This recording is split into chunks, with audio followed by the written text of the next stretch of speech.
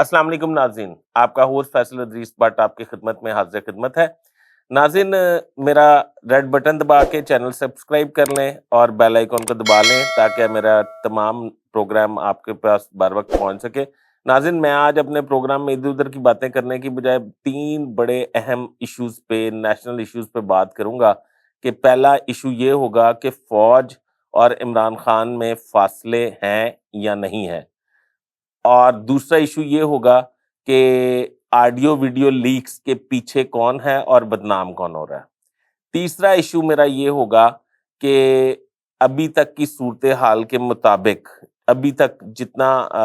جب جو ابھی ہم پروگرام کر رہے ہیں اس کے مطابق چیئرمین نیب، جو نئے تعینات ہونے والے چیئرمین نیب نذیر احمد بٹ کس حد تک کامیاب ہو سکتے ہیں اور کس حد تک کامیاب نہیں ہو سکیں گے، اور وہ پہلے کہاں سرو کرتے رہے ہیں اور ان کا بیک گراؤنڈ کیا ہے، اور ان کا ملک کی ایک اہم شخصیت سے قریبی رابطہ کیا ہے۔ تو ناظرین، شروع کرتے ہیں اپنا پہلا سب سے پروگرام میں جو میں نے آپ سے کہا ہے کہ آج کل پورا ہمارا سوشل میڈیا، ہمارا الیکٹرانک میڈیا، پرنٹ میڈیا اور ہمارے اینکرز اور دانشور جو ہیں سو کالڈ اس لیے کہنا پڑتا ہے کہ میں بھی اپنے آپ کو دانشور سمجھتا ہوں، کہ یہ جو سو کالڈ دانشور ہیں یہ سارے یہ چیخ چلا رہے ہیں کہ عمران خان فوج کی منتیں کر رہا ہے کہ میرے سے ملو، اور فوج ان سے ملنا نہیں چاہ رہی۔ اب سیاستدان، ایون کہ وزیر داخلہ، وزیر دفاع بھی یہی باتیں کر رہے ہیں کہ ہم عمران خان سے ملنے کے لیے ہم ملنے کے لیے تیار ہیں، پر وہ تو آرمی چیف سے ملنا چاہتے ہیں۔ اب کامران خان کیونکہ وہ تو خود ساختہ طور پہ بنے ہوئے ہیں آرمی چیف کے ترجمان یا ادارے کے ترجمان، انہوں نے کہہ دیا کہ آرمی چیف نے انکار کر دیا عمران خان سے ملنے سے۔ حامد میر صاحب جو ہیں وہ بڑے انٹیلیجنٹ آدمی ہیں، پڑھے لکھے ہیں، میں ان کی رسپیکٹ بھی بہت زیادہ کرتا ہوں۔ حامد میر صاحب نے بھی کہہ دیا کہ انہوں نے معذرت کی ہے، انکار نہیں کیا، معذرت کی ہے،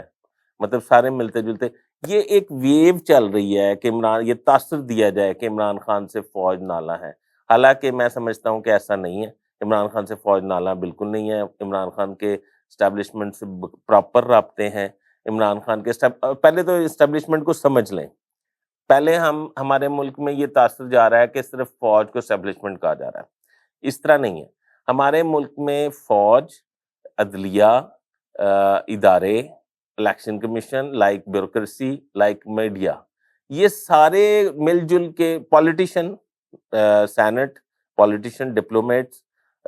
فورن ڈپلومیٹس، یہ سارے مل جل کے اسٹیبلشمنٹ بنتے ہیں۔ پہلی بات تو یہ سمجھ لیں، عمران خان کے سب بہت اسٹرانگ رابطے ہیں۔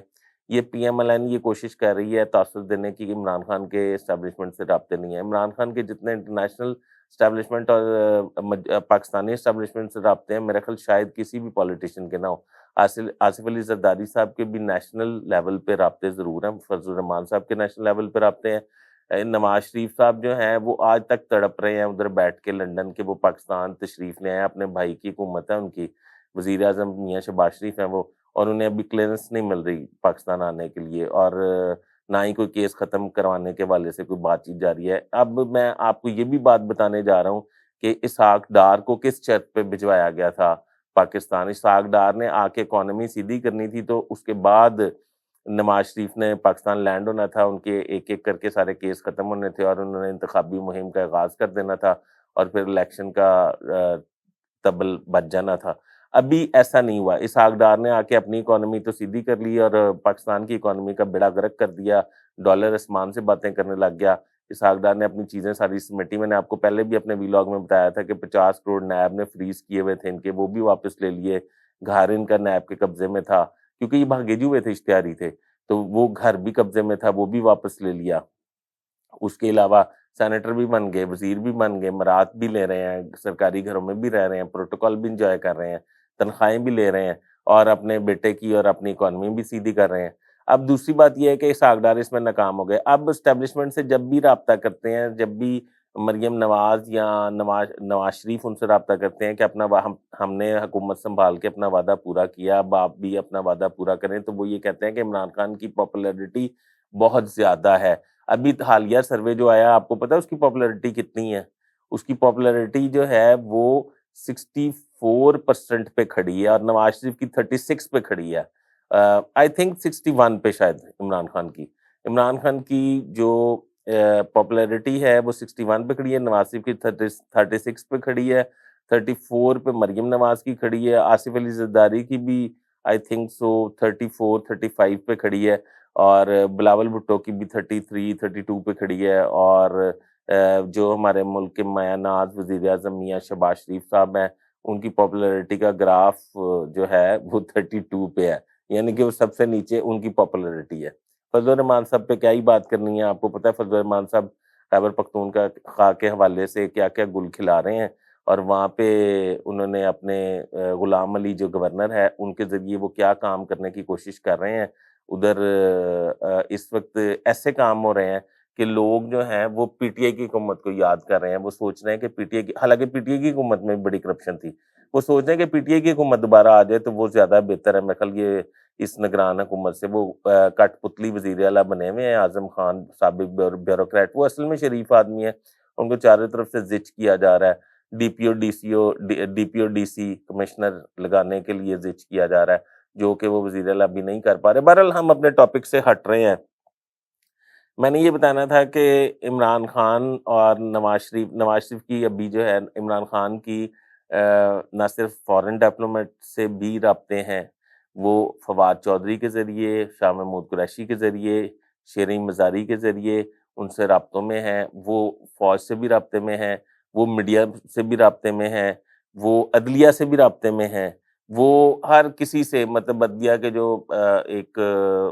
ریٹائرڈ ججوں کی آرگنائزیشن ہے، ان سے عمران خان کے باقاعدہ رابطے ہیں، ان سے قانونی مشاورت لیتے ہیں، وہ قانونی مشورے کرتے ہیں ان سے، اور ضروری تو نہیں ہے عمران خان خود جا کے ان کے ساتھ کرسی صوفے پہ بیٹھ کے تصویریں کھچا کے تو یہ رابطے کریں۔ اب یہ تاثر اس لیے دیا جا رہا ہے کہ لوگوں کو بدظن کیا جا سکے کہ فوج عمران خان کے خلاف ہے۔ اگر فوج یا اسٹیبلشمنٹ عمران خان کے خلاف ہو تو عمران خان کو ابھی تک نہ صرف گرفتار کر لیا جاتا ہے بلکہ اس کو ابھی تک سزائیں بھی ہو چکی ہوتی ہیں اور وہ نااہل بھی ہو چکے ہوتے ہیں۔ تو اسی یہ تاثر بڑا غلط دے رہا ہے میڈیا، جو کہ عمران خان جو ہیں وہ اسٹیبلشمنٹ ان سے بھاگ رہی ہے، عمران خان پیچھے منتیں کرتے پھر رہے ہیں، ایسی کوئی بات نہیں ہے۔ نہ ہی آرمی چیف اے نیوٹرل کا جو لفظ استعمال کرتے ہیں، نہ ہی آرمی چیف نے کوئی ایسا بیان دیا ہے کہ وہ عمران خان سے نہیں ملنا چاہتے یا ملنا چاہتے ہیں، یا نواز شریف سے ملنا چاہتے ہیں یا شہباز شریف سے نہیں ملنا چاہتے، ایسی کوئی بات نہیں ہے۔ وہ اے نیوٹرل کا فوج کا نعرہ جو ہے، نیریٹو وہ چل رہا ہے، اور مجھے لگ رہا ہے فوج نیوٹرل ہے۔ اب آپ یہ پوچھیں گے کہ پھر اگر فوج عمران خان کے حق میں ہے اور اسٹیبلشمنٹ حق میں ہے تو یہ آڈیو لیکس کہاں سے آ رہی ہیں؟ بڑی خوبصورت بات ہے، یہ سنیں، آڈیو لیکس پتہ ہے کہاں سے آ رہی ہیں؟ جب مریم نواز صاحبہ کے پاپا جو ہیں میاں نواز شریف صاحب 2013 میں برسر اقتدار آئے، پاکستان کے حکمران بنے، تو انہوں نے یہ سب سمجھا تھا، اور ان کا ٹریک ریکارڈ یہ تھا، 8 جنرل سے وہ لڑ چکے تھے اپنی حکومت کے دوران۔ 8 جنرلز کو آپ بتدریج اگر لگائیں تو 8 جنرل سے، آصف نواز جنجوہ سے لے کے، جہانگیر کرامت سے لے کے، اسلم بیگ سے لے کے، مطلب جنرل علی کلی سے لے کے، مطلب لائک آپ جنرل مشرف سے لے کے، وہ 8 جنرل ریل شریف سے لے کے، سب سے وہ 8 جنرل بنتے ہیں۔ اچھا، وہ 8 کے 8 تو غلط نہیں ہو سکتے،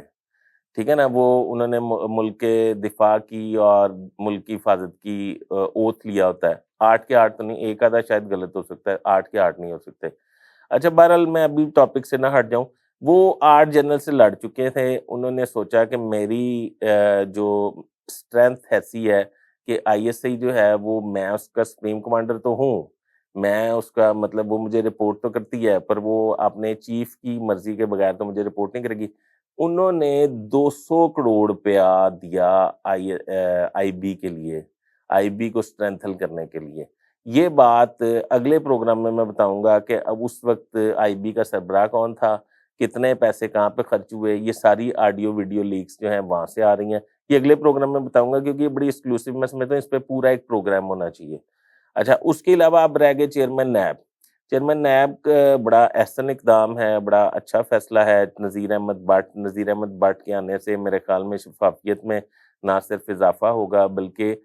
کرپشن کے خلاف جو کام ہیں ان کی فائلوں کو پہیے بھی لگ جائیں گے اور لوگ تیزی سے گرفتار ہوں گے۔ میرا پورا